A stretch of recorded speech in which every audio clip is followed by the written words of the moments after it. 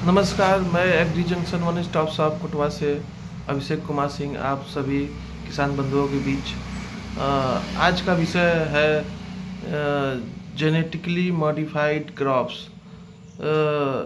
यह इन दिनों किसान बंधुओं बहुत चर्चाओं में है कि जेनेटिकली मॉडिफाइड क्रॉप्स क्या है और इसके फायदे क्या हैं, और यह किसानों किसान बंधुओं से किस तरह से जुड़ा हुआ है।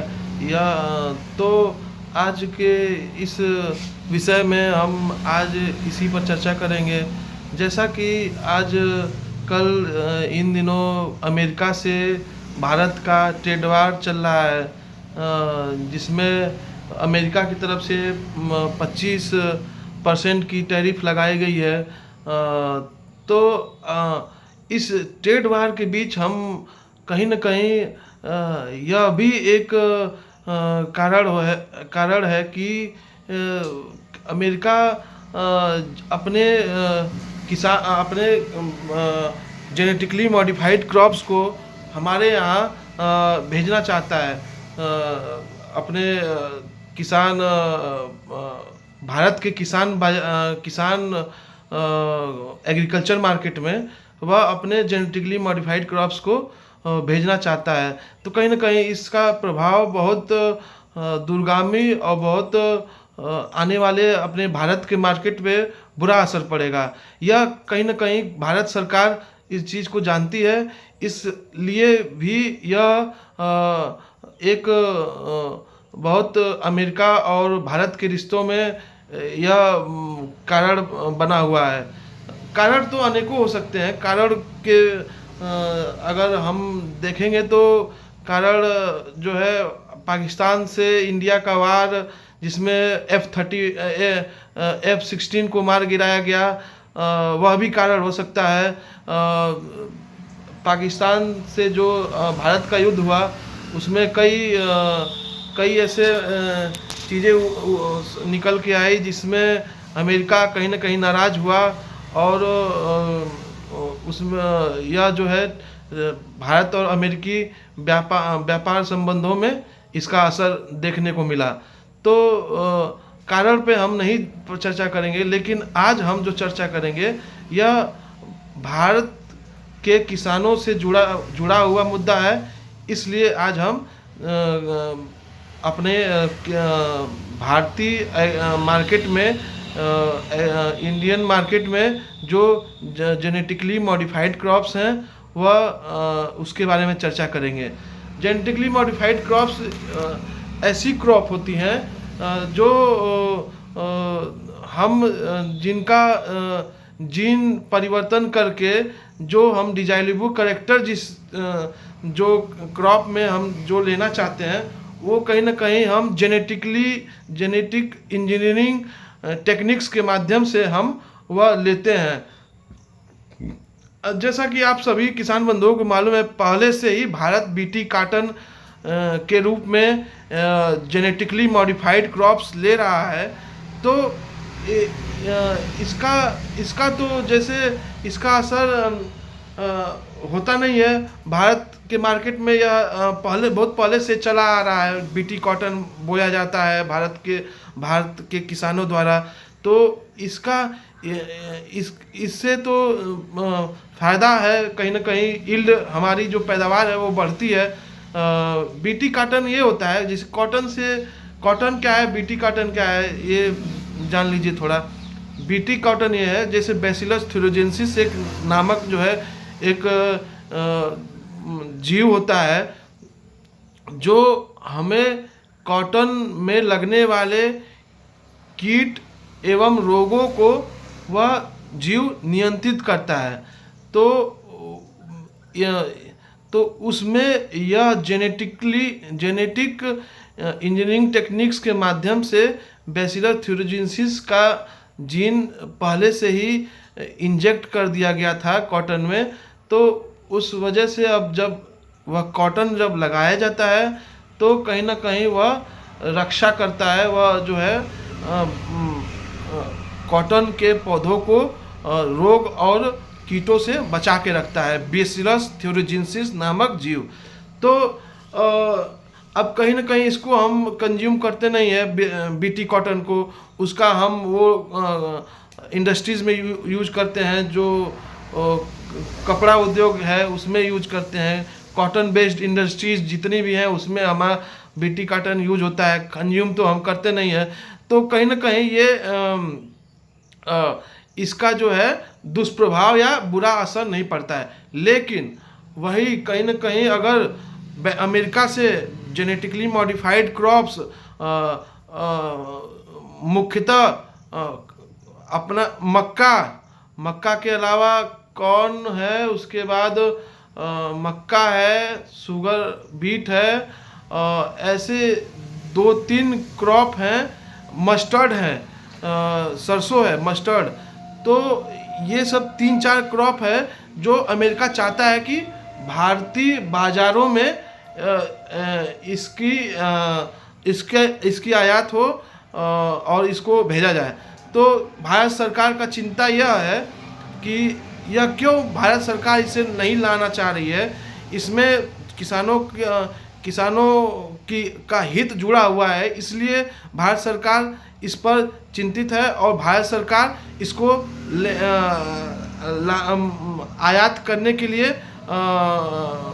आयात के लिए वह चिंतित है और आयात नहीं कराना चाहती है अमेरिका से। इसका कारण अगर जानना चाहते हैं तो कारण यही है कि जैसे पेस्टिसाइड, आप किसान बंधु जानते हैं, पेस्टिसाइड एक केमिकल होता है, दवा जो होती है। पेस्टिसाइड कहीं ना कहीं अपना रेसिड्यू इफेक्ट छोड़ता है फसलों पर।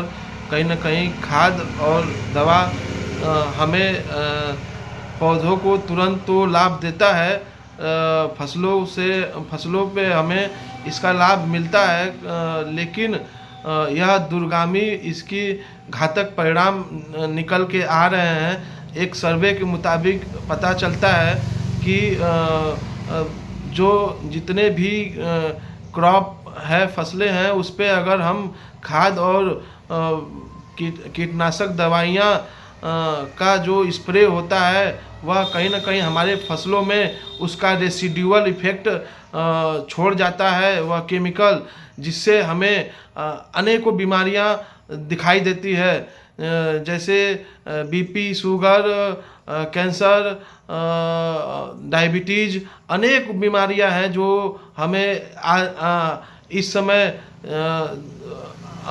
हमारे पीढ़ियों में, हमारे यंग जनरेशन की पीढ़ियों में भी यह दिखाई दे रही हैं। तो कहीं ना कहीं भारत सरकार का यही चिंता है कि जैसे हमें केमिकल से फसलों पर दूरगामी परिणाम इसका दिखाई देता है, उसी तरह ठीक उसी प्रकार यह जो जेनेटिकली मॉडिफाइड क्रॉप्स है, या कहीं ना कहीं अभी तो इसमें इकोलॉजिकल बैलेंस में यह चलन में नहीं आया हुआ है कि इसका इकोलॉजी में हमारे क्या प्रभाव इसका है। यह तो अभी इसका रिजल्ट नहीं आया हुआ है। तो चिंता में यही है मुख्य कि कहीं ना कहीं इसका भी अगर वास्तविक रूप, अगर जेनेटिकली मॉडिफाइड क्रॉप्स में क्या होता है कि उसका वास्तविक जो रूप है, स्वरूप है, वह क्रॉप को बदल दिया जाता है, उसको जीन के माध्यम से, जेनेटिक इंजीनियरिंग टेक्निक्स के माध्यम से उसको हम अपने डिजायरेबल कैरेक्टर में ला देते हैं। तो फसल का स्वरूप भी बदल गया, फसल का रंग रूप भी बदल गया, और इसमें तो कहीं ना कहीं यही चिंता है भारत सरकार का कि किसान जो है उसमें कहीं ना कहीं यह डिपेंडेंसी हमें किसान जो जिनकी स्वतंत्रता है, अपने बीज को वह बोते हैं, बोने के बाद अगले वर्ष के लिए भी वह रख लेते हैं, बोने के लिए, अगले वर्षों के लिए भी वह अगले वर्षों के लिए भी वह रख लेते हैं। लेकिन इसमें क्या होगा कि जब जीएमसी आ जाएगी, जेनेटिकली मॉडिफाइड क्रॉप्स जब अमेरिका से आएगी, तो कहीं ना कहीं वो नेक्स्ट ईयर के लिए हम नहीं रख सकते हैं बुआई के लिए, सीड सोइंग के लिए। तो वह हमारी डिपेंडेंसी अमेरिका के व्यापारियों से पे किसान बंधुओं की हो जाएगी। भारत के किसानों की डिपेंडेंसी अमेरिका के व्यापारियों पे हो जाएगी। दूसरा कारण यह है कि जेनेटिकली मॉडिफाइड क्रॉप्स में भी यह दिक्कत ना आ जाए, यह अभी अननोन है, किसी को पता नहीं है कि इसमें इसका क्या रिजल्ट होगा आगे। जेनेटिकली मॉडिफाइड क्रॉप्स जो हैं, इसका कैंसर कहीं ना कहीं ये अगर चेंज किया जा रहा है स्वरूप, तो कहीं ना कहीं यह वास्तविक रूप में से बदल दिया गया, तो इसका कहीं ना कहीं जैसे पेस्टिसाइड का असर होता है फसलों में, उसी तरह यह जीन जो है आगे आने वाले समय में हमारे शरीर पे इसका क्या प्रभाव पड़ेगा। जो हम जीन इंजेक्ट कर रहे हैं, जो हम परिवर्तन कर रहे हैं फसलों में, जैसे कोई मक्का है, मक्के में जैसे हमें उसका स्वरूप बदल दिया, जेनेटिक इंजीनियरिंग टेक्निक के माध्यम से हम उसका वास्तविक रूप बदल दिए, उसमें ड्वार्फनेस ला दिए, उसमें अलग अलग तरह की फिनोटिपिक कैरेक्टर जो होते हैं, जो बाहरी कैरेक्टर होते हैं, जैसे लंबाई है, जैसे मीठापन है, जैसे यह सब जो जितनी भी कैरेक्टर है, फिनोटिपिक कैरेक्टर जो होते हैं, वो हम बदल रहे हैं। तो कहीं ना कहीं यह मानव स्वास्थ्य पर इसका क्या असर पड़ेगा, यह दो कंसर्न भारत सरकार का है मुख्य रूप से। इसलिए भारत सरकार की इन दिनों अमेरिका से ठनी हुई है, और कहीं ना कहीं भारत के किसानों की हित भी इसमें जुड़ी हुई है। तो इसलिए कुल मिला के हम भी या किसान बंधुओं को भी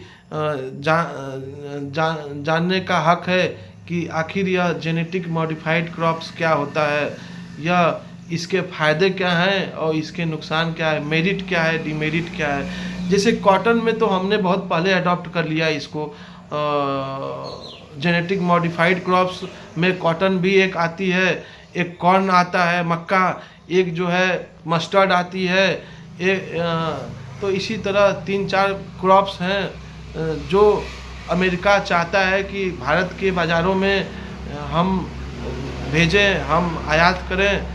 और तो कहीं इससे जो है किसान बंधुओं, आपको यह जानकारी होनी चाहिए कि कहीं ना कहीं जेनेटिक मॉडिफाइड क्रॉप्स क्या है, इसके मेरिट क्या है, इसके डीमेरिट क्या है।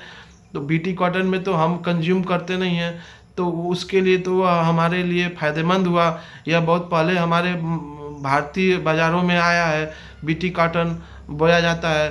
तो यह तो हम यील्ड लेते हैं, बढ़िया यील्ड इसकी आती है, पैदावार अच्छी है बीटी कॉटन की। तो इसलिए आज हम उम्मीद करते हैं कि किसान बंधुओं, आप और भी जानने का प्रयास करिए कि जेनेटिक मॉडिफाइड क्रॉप्स अगर भारतीय बाज़ारों में आ जाती है तो इसके क्या आने वाले परिणाम होंगे, इसकी संभावनाएं क्या बनेगी, इसके फ़ायदे क्या हैं और इसके नुकसान क्या हैं। कहीं न कहीं इसमें हमारे हित जुड़े हुए हैं, हमें किसान बंधुओं का हित जुड़ा हुआ है, नुकसान होगा। इस वजह से भारत सरकार यह लागू करने नहीं दे रही है, जिसका परिणाम है कि आज अमेरिका द्वारा 25%, 26% की ज़बरदस्त टैरिफ लगा दी गई।